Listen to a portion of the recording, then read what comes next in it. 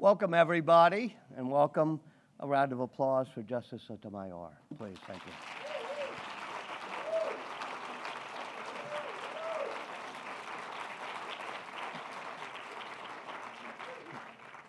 This is the 7th annual presentation of the Preston Robert Tisch Award in Civic Leadership. It's part of our Aspen Leadership Series, Conversations with Great Leaders. We try to look at people who have been inspiring. I can think of nobody more inspiring than Madam Justice. I thank you for taking the Acela, the train, and getting on up here. It was obviously this whole idea in this series is thanks to the Tisch family to carry on his own legacy of leadership, public service, and philanthropy.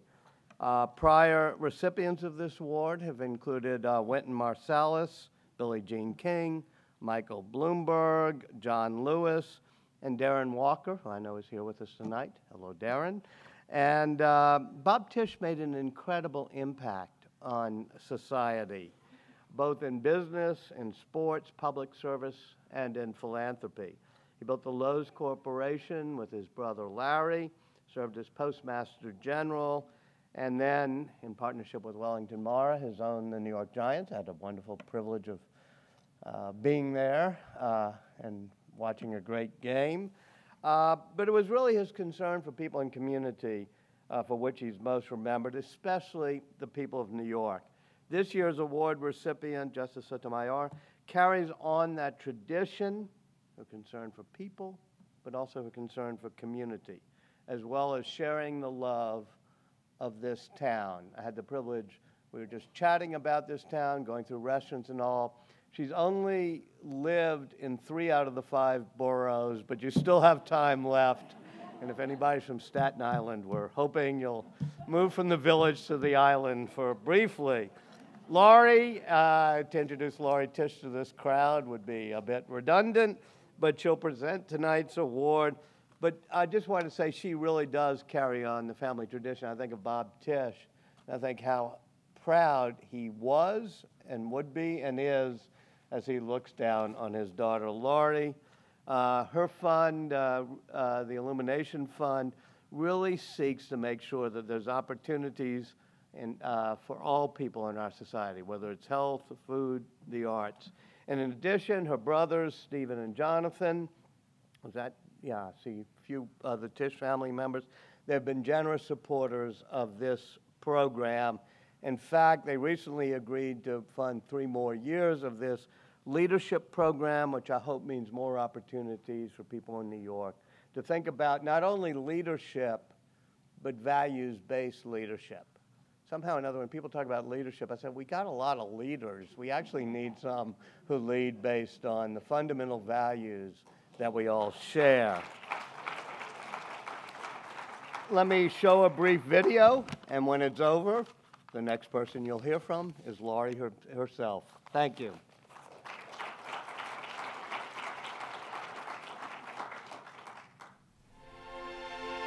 Let's see, this is 4. 1, 2, 3, 4. On top of that. He is on a mission to demonstrate the power of art to heal, to inspire, to teach, and to bring us together as individuals and as a nation. The arts in general provide us with an understanding of why we are alive. Tonight, what we want to celebrate is your unending commitment to inspiring others to focus on social equality, both on and off the court. I try to tell young people, particularly, the more you know about history, the more you know about yourself. And because you have to know how we got there, and then how do you want to shape the future. Among the country's most successful restaurateurs, more important than successful, he's a model for how others want to run their business. But until you actually bear witness to feel what the people who you're trying to help are feeling, you're not going to be empathetic enough to really know what to do. Mr. Mayor, I know you receive a lot of awards, but we think this one is quite special. Congratulations, Mike. Today you are an honorary Tisch. Welcome to the family. The best ways out of poverty is a job. So as Laurie talked about getting jobs, you have to go and create jobs. The congressman has done so much more than his community. His community is the U.S., his community is the world. You must never, ever give up. You must never, ever give in. Never become bitter. Be hopeful. Be optimistic. Not only was Darren the right person to receive this award, but there truly was nobody better or more deserving.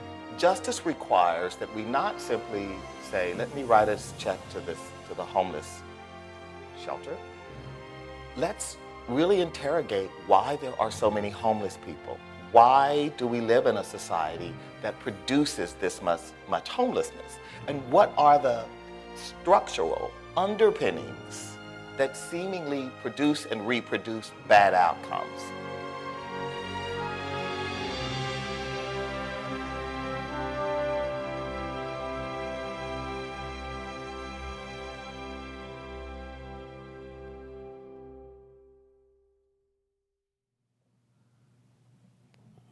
Buenas noches y bienvenida, Justice Sotomayor. Before I give my remarks, I just want to clear up any confusion. If when John Lewis was being introduced, you're wondering, how did her hair get so long, and then how did it get so short? That was actually my daughter, Emily, who is a lawyer in Washington, and John Lewis has been a long, long time hero of hers, so she did the introduction that night. I just wanted to clear up, you know, a lot of lawyers in the room, so I wanted to make sure everything was really clear. Anyway, there is absolutely no doubt that my father would have really, really liked Justice Sonya Sotomayor. He would have liked her fierce commitment to her community and especially her Puerto Rican roots, as he and his brother Larry spent a good part of their early career building and operating the Americana Hotel in San Juan. They had a great love for both the island and its warm and dedicated employees. He would have also so admired the care she has always shown for her coworkers and the mentoring of her young staffers. Always, always a top priority for PRT. He would have recognized her love of family and would applaud her mother for instilling in her children the power of education and the importance of hard work, perseverance, and optimism. And Justice Sotomayor, just as your cherished abuelita was a source of comfort and inspiration, Poe, known to my daughters, my father was known to my daughters as Poe, because when they were very young, I think one was 2 and one was 4, he became Postmaster General. And the older one said to the younger one, in explaining why we were going to Washington, "You'll never be able to say Postmaster General, so just say Poe." So in our lives, he was always Poe. And I know how much your grandmother meant to you, so I just want to read a very brief quote from my father's memorial service from one of my daughters. Poe wasn't one to lecture, but instead he taught us his values through his own actions. We watched Poe treat every person with respect and help others, and we adopted these traits, not because it was expected, but because we wanted to conduct ourselves in a way that would make him proud. And we know that you had the same feeling for your family.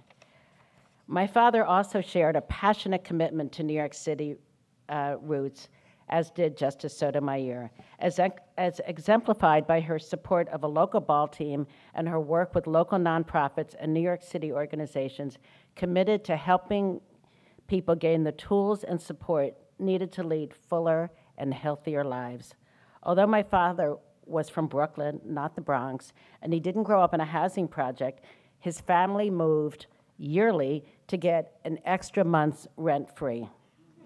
Just like Justice Sotomayor, Bob Tisch never lost either his sense of humor or humility about his rather humble beginnings. And he was always fond of saying, "My children," and then he later added his grandchildren, "are so spoiled that they think Erasmus Hall is a prep school." Now, I didn't read that you were also a Giants fan, but I think it's fair to say that if that were the case, he would not only like you a lot, but he would consider you to be just about perfect, as I would venture to guess most of us in the room do. In nominating Justice Sotomayor to the Supreme Court, President Obama noted that her life story was the true embodiment of the American dream.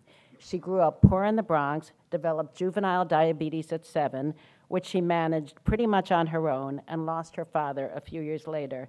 But needless to say, None of that derailed her in the slightest, as she then went on to graduate summa cum laude from Princeton, served as editor of the Yale Law Journal, worked for Manhattan DA Robert Morgenthau, practiced commercial law, and then was nominated by the first President Bush to serve as federal judge in New York's Southern District. And then in 1992, upon her confirmation, she was the first Hispanic federal judge in the state. For most of us, well, at least speaking for myself, that would have been more than enough. But Sonya continued her meteoric rise and served as a judge on the Court of Appeals for the Second Circuit in New York and was nominated by President Clinton and confirmed in 1998. In May 2009, President Obama nominated her to the Supreme Court, making Sonya Sotomayor the first Latina justice in U.S. history. I think that deserves an applause.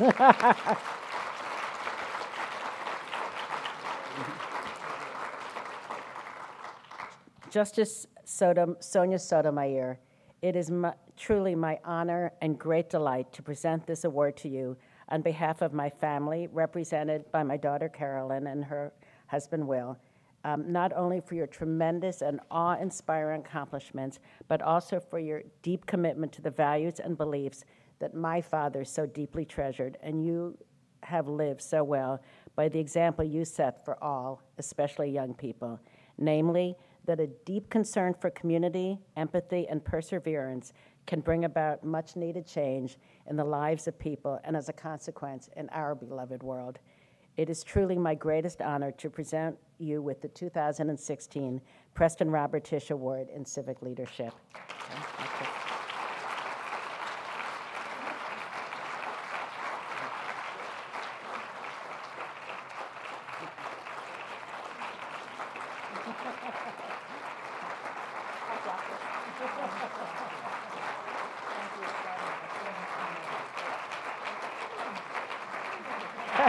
He's part of the thing. He's part of the thing. Thank you. Thank you.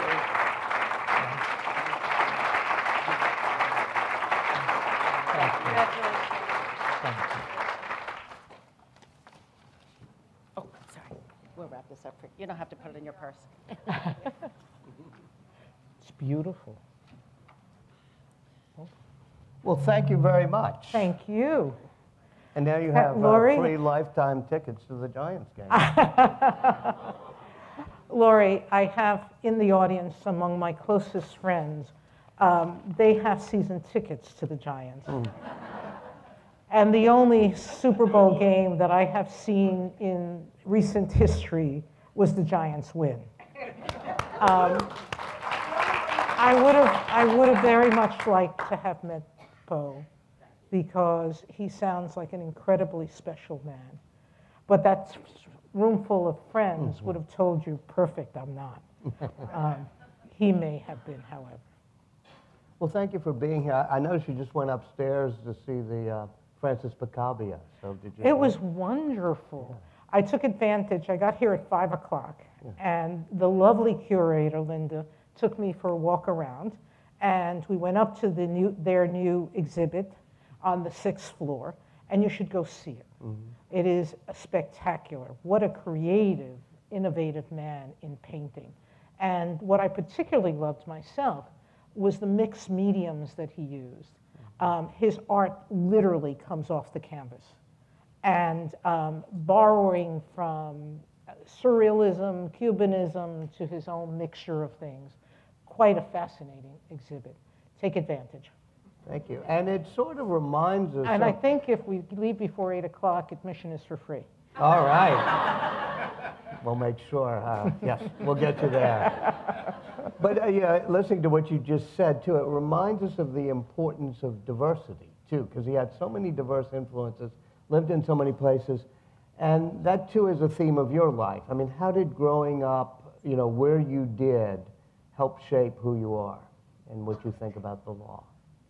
You know, I'm quite often asked what value my Catholic upbringing gave me. I went to Catholic school from 1st to 12th grade. By the way, when I was applying to college, because of my diabetes, I was eligible for a New York State rehabilitation scholarship, which I applied for. They gave me a battery of tests, and the test came back at the end and said, she's perfectly great for college material, but she has to go to a non-parochial school. There's too much resentment in her to send her there. Therefore, Princeton. And therefore, Princeton. Parochial in a different way. Correct. Very parochial in a different way. But, and I thought about it a lot, and I think I'll give you the broader sense of it. And so I'm, in the world I grew up in, the South Bronx, and where I lived the initial part of my life, and where I spent most of my childhood, because my grandmother and my aunts and cousins continued to live in Fort Apache in the South Bronx, even after we moved out to a housing project, which was sort of nirvana for me, because we went from a dilapidated tenement that was falling apart, where the staircases were so dark that and this is before cell phones, so where at moments we had to use flashlights to make it up and down the steps. And the plaster was falling, to a brand spanking new place that was painted. And painted in colors that the South Bronx would never hold, white walls. Although all the kitchens were yellow, and to this day I can't stand yellow in the kitchen. But in the South Bronx, Fort Apache in particular, it was the highest crime area in the nation. Not in New York, not in New York City, but in the nation. There's a movie about it for those of you who are too young to have heard of it.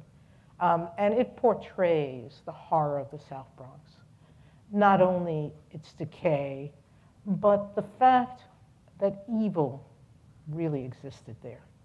Bad things were done between and among people in ways that were heartbreaking. But what I learned, or what I chose to concentrate on, was the fact that in this environment, good coexisted. They lived together, not just in the community, but within people in the community. And like my Catholic school education, I understood that choosing to live a meaningful, productive life was a path that I actually had to choose, and that I could choose, because for some of the people that surrounded me, it wasn't a choice. It didn't feel to them like a choice, including cousins who abdicated to the lure of drugs and others who led more criminal lives. But I saw that good and evil living together, and it taught me lots of lessons. And perhaps the most important was that good people can do bad things. And really, really good people can do things you don't expect, and even sometimes criminal things. I had an aunt, my Titi Agarora, who I describe in my book. And you can't believe, there wasn't a more saintly woman in the world. She was at Mass every Sunday. She prayed religiously. She had a total and complete faith, both in the better of good, but in terms of being good herself. She was the woman who wouldn't take a dime out of the telephone booth. But she worked, shuttered as a seamstress in a factory where I know, the owner didn't pay taxes and neither did she. All right? Now, did she perceive herself as bad because of this? I doubt she lived in a worldview where she could understand the bad of that. And could I judge her as bad on the basis of a rule of law? Could that corrupt my view of her being one of the best people I ever knew? No. Now, if she had been arrested, my family and I, most likely, would have been not just heartbroken, but angry. And I don't think that we would have forgiven. despite the fact that I now sit as a judge and I inflict that kind of pain more often than I would sometimes want to acknowledge. You know, this is fascinating because on the court, you're sort of known as the person who has the best feel for defendants and defendants' needs and rights and other things, and you go out of the way to protect it. Did that help inform that? You know, people will ask me, how does being a Latina inform my judging generally? How can I say that there's one thing, one experience, one life activity that controls anything I do? There isn't one thing. It's a conglomerate of all of the lessons I've learned in life and all of the experiences that I have that make me uniquely Sonya. So I can't tell you that it's that one thing, but I think obviously understanding that defendants are human beings is something that was very important to me even as a district court judge. I think the greatest compliment I've ever received in the courtroom was as I finished sentencing a defendant and they were taking him away. And he turned to me and he said, "Judge, you're the first judge who's ever looked at me." And I took that as a compliment. Wow. Yeah. And yes, perhaps I don't think that the fact that I am perceived currently, much to the amazement of my really progressive liberal friends, as defendant-friendly, I guess, whatever they charge me with, is born from any of that. I think I have a tremendous involvement in, love of our constitutional protections. Wow, yeah. And for me, they are the backbone of what makes us a free nation. And as such, to whatever extent I rule in ways that people perceive as favoring defendants, I never view it that way.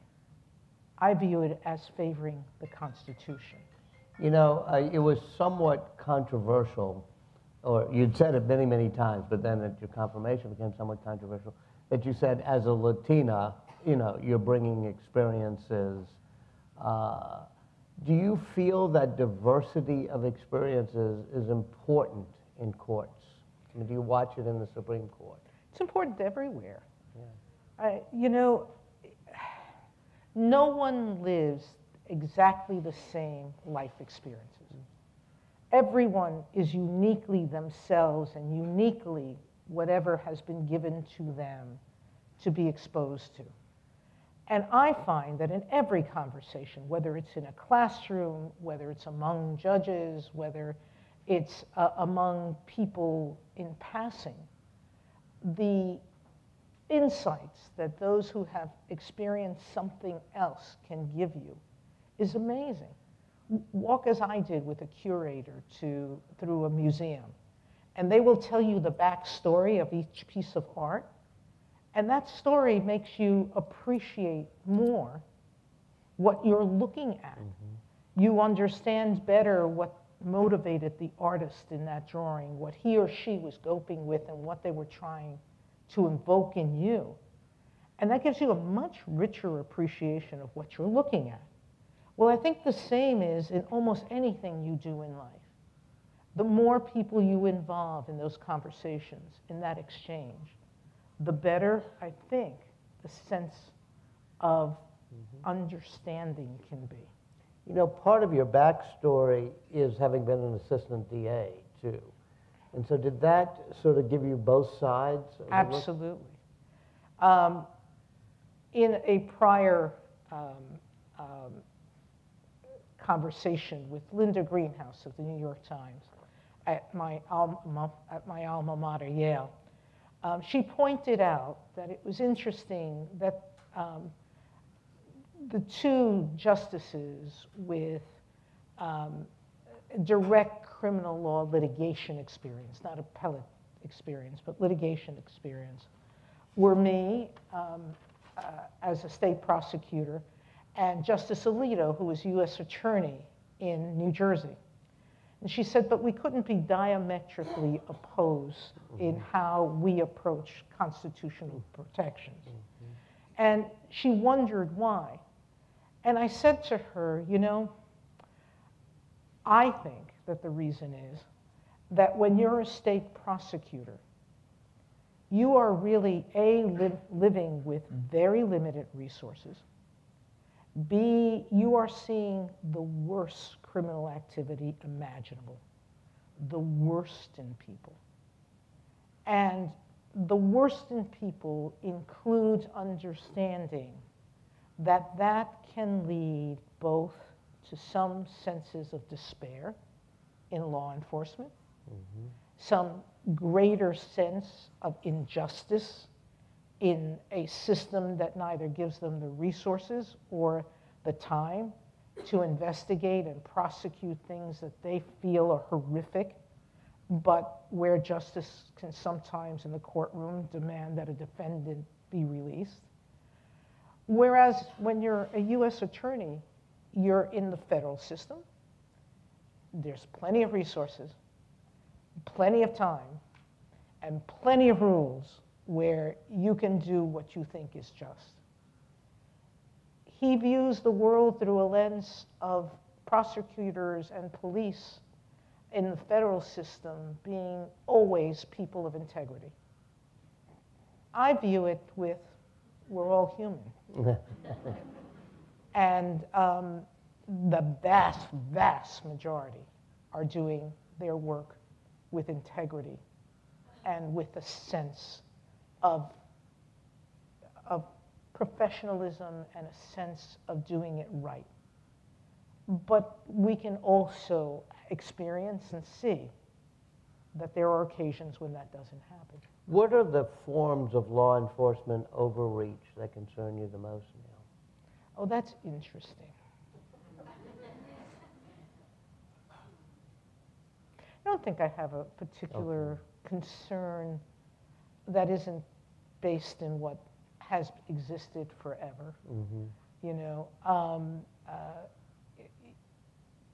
I've written a fairly well-known dissent on searches and seizures and stops, and so people are well aware that I think the court has gone a little too far in some areas. Well, I was referring to that even in the digital age now with searches well, and those, seizures. that's the biggest problem.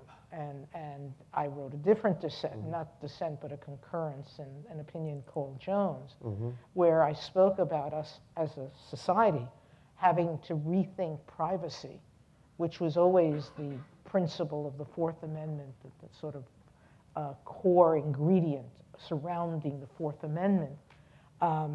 So when we establish a whole network of rules about privacy built on that narrow expectation that what people were entitled to keep certain things secret. In this digital age, there's very little we do that's secret. And so there's a huge amount of data out there. To what extent does that need to be shielded from law enforcement? No, now you're getting into the legal questions. Okay, well, sorry. Well, all right. You said to switch to non-political, but still in the, well, you said after the election that something along the lines of we shouldn't despair that people have to be heard. What did you mean by that? I don't think I quite phrased it that way.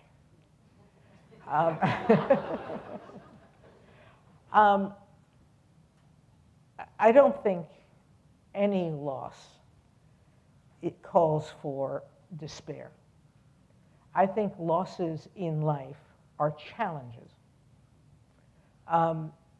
In most people's lives, tragedy and losses are times for them to reevaluate their lives and to determine whether they've been on the right path or need to change their direction. And most, I think, personal awakenings for almost everyone is born of a tragedy, because that's what sort of shakes us and moves us to really come to terms with what we are doing or not doing right. I see every challenge of a tragedy as an opportunity to get up and figure out what we have to do right. To get up and work harder at the things we believe are right.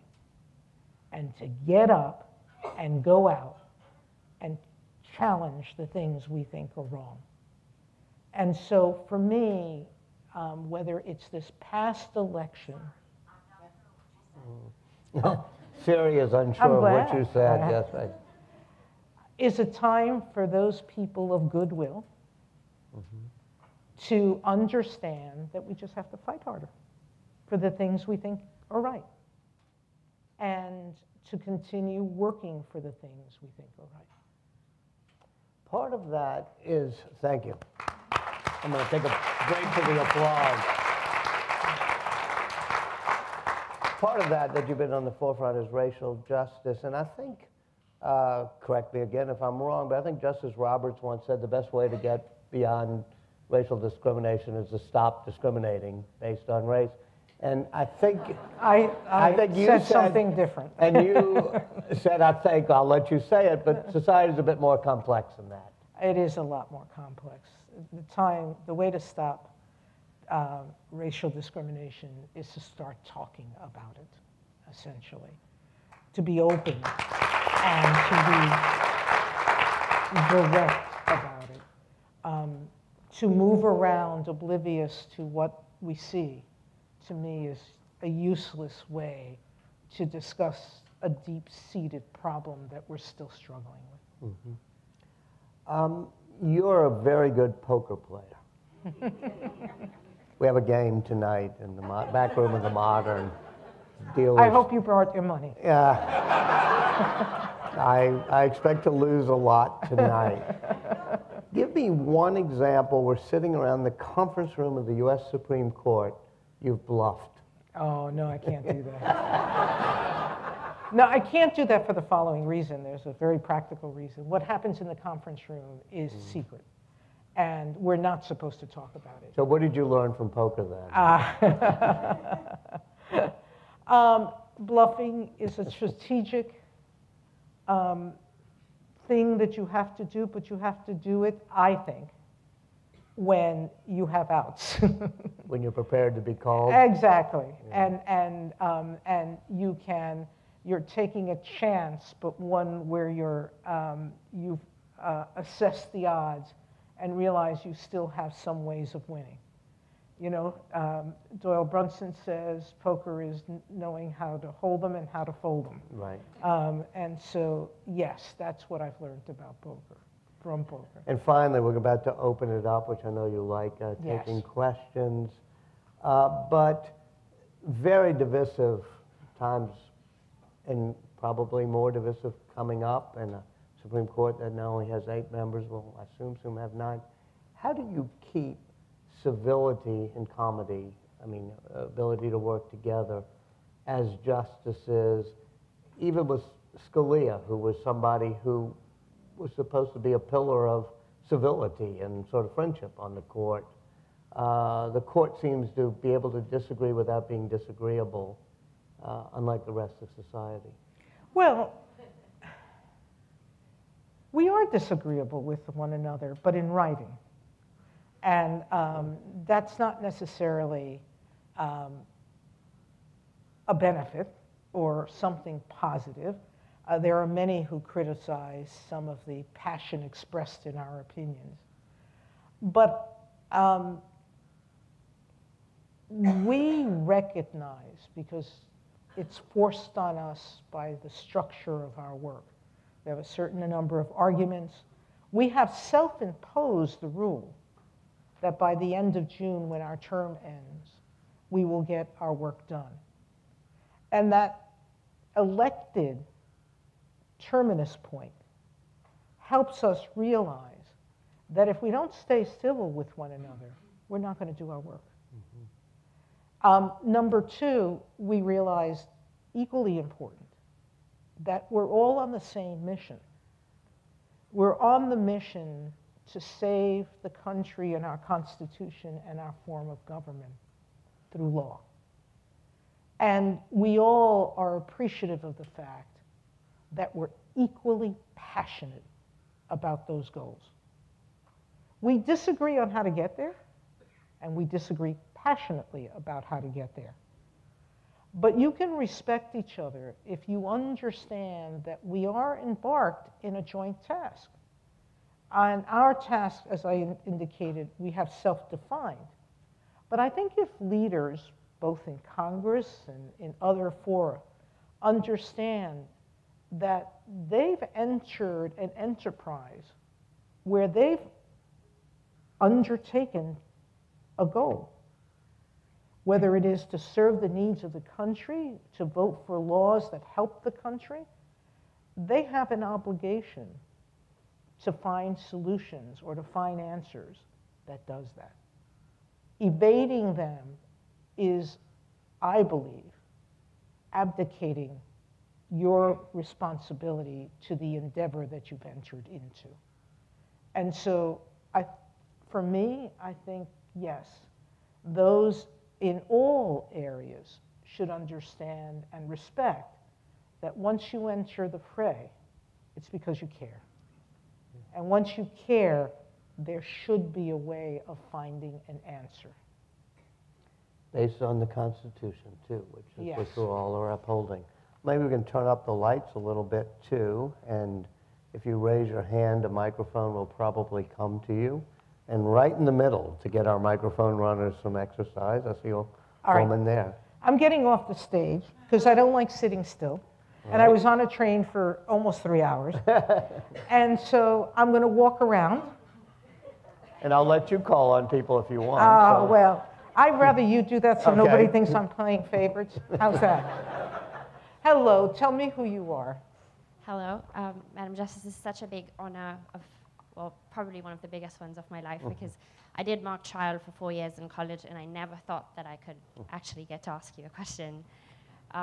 I go to Columbia University, so that's my home, and the Upper West Side, and our community has gone through a lot. Why don't you give us your name? Hadia Shirazi, sorry. Thank you.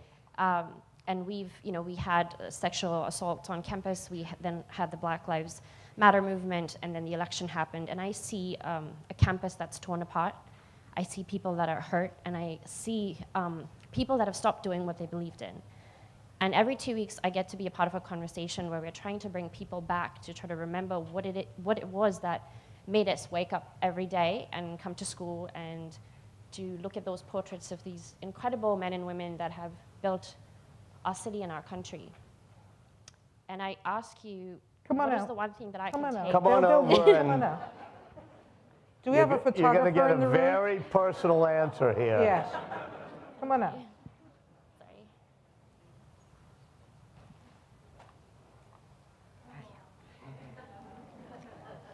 Can you imagine living the rest of your life in despair? No. No. Is it anything anybody should want?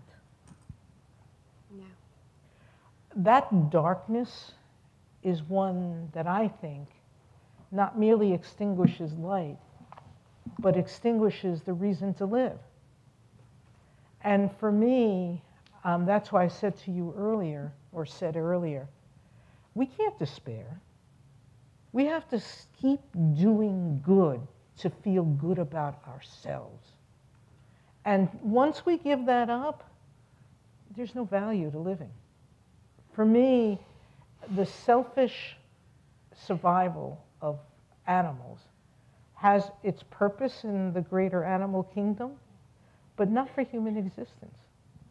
Because we wouldn't be here in the form we're in, enjoying the benefits of the life that we live in, unless we had chosen not merely to survive, but to do better than survive.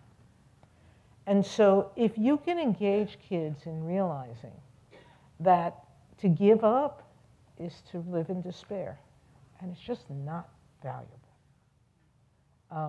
At least for me, it's not valuable. Don't give up. Don't give up. Thank you. Thank you for what you're doing. Thank you. Good luck to you. All right, who are you going to pick? Right there. Right the where? Closest to you. Right, you, hey, hello.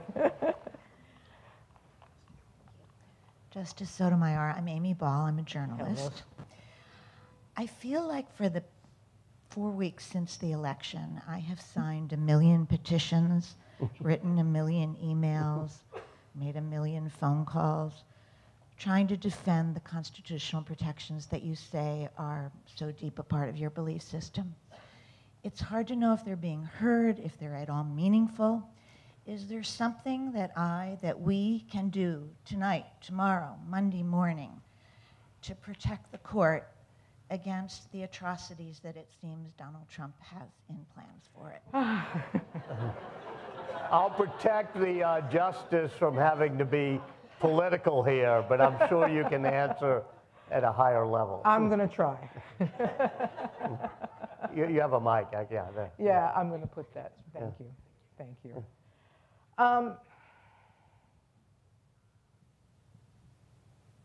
Write another 1 million emails.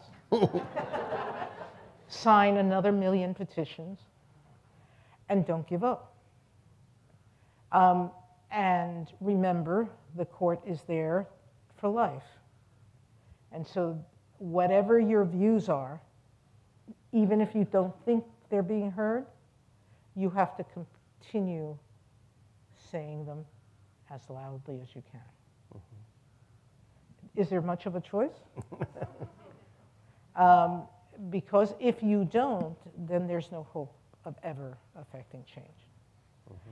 But, you know, elections are every 4 years. Justices won't live eternity, maybe very, very long times. But whatever paths we go down, some doors will close and some will remain closed for very, very long periods of time. But others can be changed again. If you give up articulating the hope, then people will lose sight that there's another way still available. Right here. There is that lovely photographer. All right. So much. Tell me your name. I'm Erin. Hello, Erin. Thank you. Thank you. All right. I'm going to come around, so don't worry. Hi. It's an honor to ask you a question. I'm Dr. Grisela Costa. I teach at Bronx Community College Latino literature. I was there not so long ago, last summer. I heard. I had a great time. I often find myself being the only Latina in the room, and that can be challenging. That's been most of my life. I know. But what I'd like to ask you is, what is the most exciting thing about being the only Latina in the room? Oh, what an interesting question. Thank you. Being a voice in the room. You know, I'm often asked, how do you stand losing? Because I've lost a bit in the court, in deliberations and in votes. But the only way that I can survive it is understanding that if it's your voice, if there is none of your voice in the room at all, there's no chance of ever winning. Being in the room, articulating the things that you think are important, are a voice that is important for those in any place to hear. They may ultimately not agree, but the fact is that you win battles, and someday, I'm convinced, we'll win the war. You know, life and evolution of things into better don't happen overnight. Plessy versus Ferguson happened in the late 1890s, and it took over 50-odd years to get it reversed, but it happened. And we're still struggling. We haven't fully taken care of integration, but we've come a lot further than we did the first half of the last century. And we'll go further, is my hope, in the next half. Remember that being a voice is the most important thing of being there. Good luck to you. Hold on, one more. I forgot. The gentleman standing in the way back. Sorry. You see, I think so too. All right. Hello. That way I can get the justice to make a circle. Justice Sotomayor, thank you for the opportunity to ask you a question. I am one of those privileged immigrants who will soon become eligible for citizenship. And the closer the day comes, the more I struggle with the question whether I still want to become a citizen. Part of me thinks I better get it done as soon as possible. At the same time, some things have happened in this country that especially changed my immigrant views so fundamentally. Could you help me build a strong case for becoming a citizen? Do it quickly.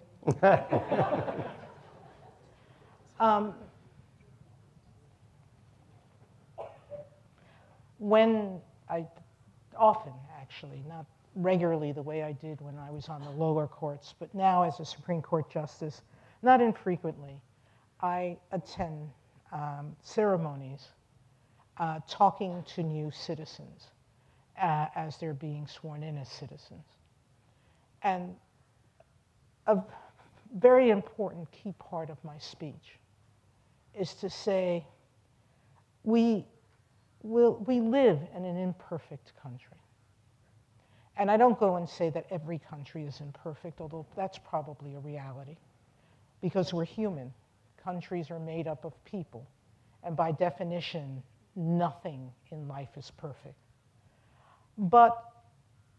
And we have many challenges as a country still left to overcome. We haven't received the full promise of equality that our Constitution makes to its citizens. But what we create as citizens is an opportunity to hope. And that is something that's precious. We have a First Amendment that gives us a right to speak about the things that we believe in, to take publicly political positions that are important to us, and to have the law protect us from prosecution for that. That hope, to me, is the promise of America. There's no guarantee that anything we desire will ever be really achieved, no guarantee that we're going to become President of the United States or a Supreme Court justice.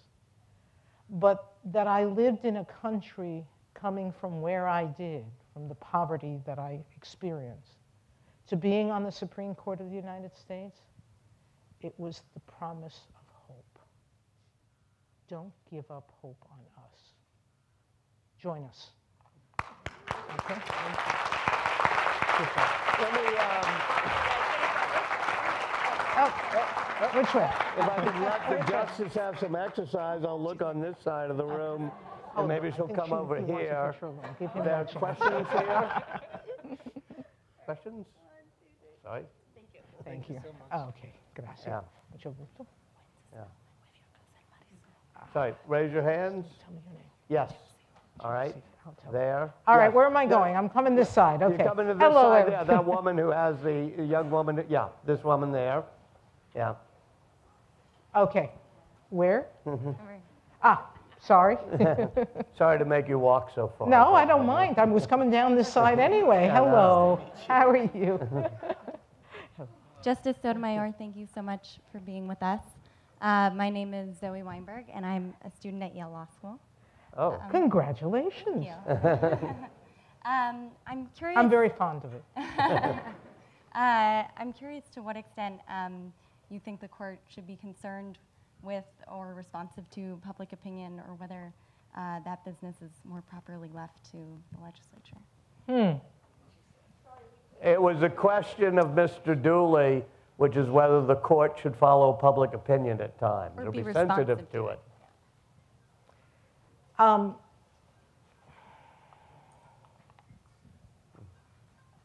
I don't think you should do anything in life without appreciating the consequences of what you're going to do, because that's to operate with willful blindness and to create danger where there might be, and I underline the might, there's a contingency, where there might be alternatives to minimize either the risk or the consequences. So we're not permitted as justices to be unaware of the consequences of every decision we reach. The amici briefs, the friends of the court who write to us on behalf of all the legal issues we address, don't let us be willfully blind. You know, whether it was same-sex marriage or the health care law or any of the cases that have created public controversy, no justice voted without understanding the depth of people's feelings on both sides of the issue. And so it really is impossible to ignore. To acknowledge that, I don't think is ever wrong. And so if you read a First Amendment decision called Schneider that had to do with a group that would attend the funeral of veterans and really upset the families by alleging generally that the deceased son or daughter was engaged in horrific things and that this family was disloyal to the United States. It created that case many, many angry sentiments by the general public. And yet we ruled that under the circumstances of that case, the protesters had a right to protest. We understood the reaction. The opinion was very carefully written to acknowledge the pain that these expressions caused and to acknowledge how repugnant the expressions were and are to most people. But we ruled in accordance with what we believed was the constitutional mandate of the First Amendment. And if you look at Plessy versus, not Plessy, Brown versus Board of Education, it was a unanimous court requiring desegregation in public education. And there is still controversy about the court's remedy.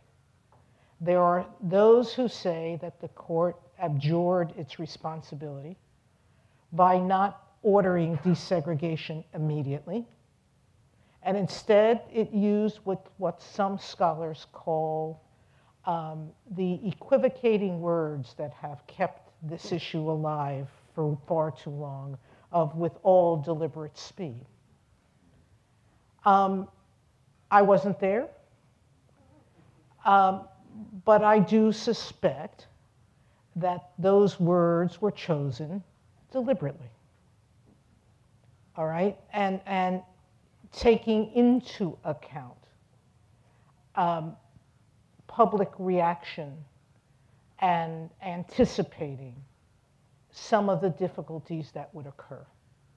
But that was Marbury versus Madison, one of our first earliest decisions in which the judiciary's role in deciding what is, in being the final arbiter of what's constitutional was announced by the court.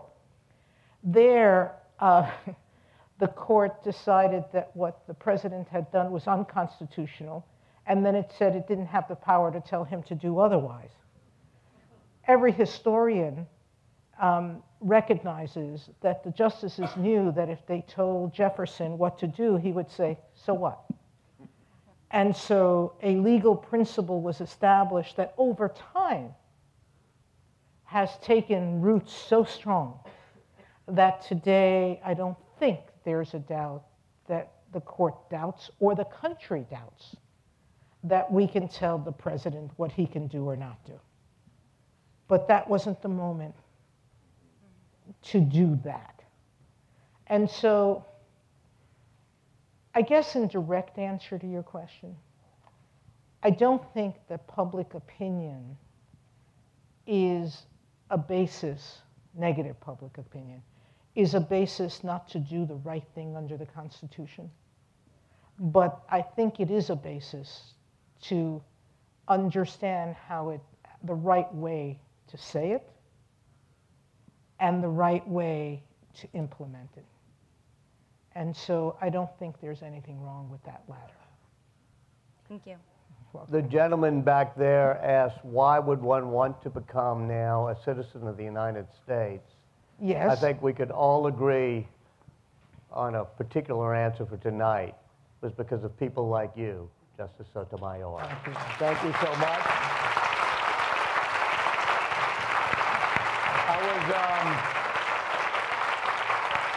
Thank you. Bravo. Bravo. Hello. Thank you for being here.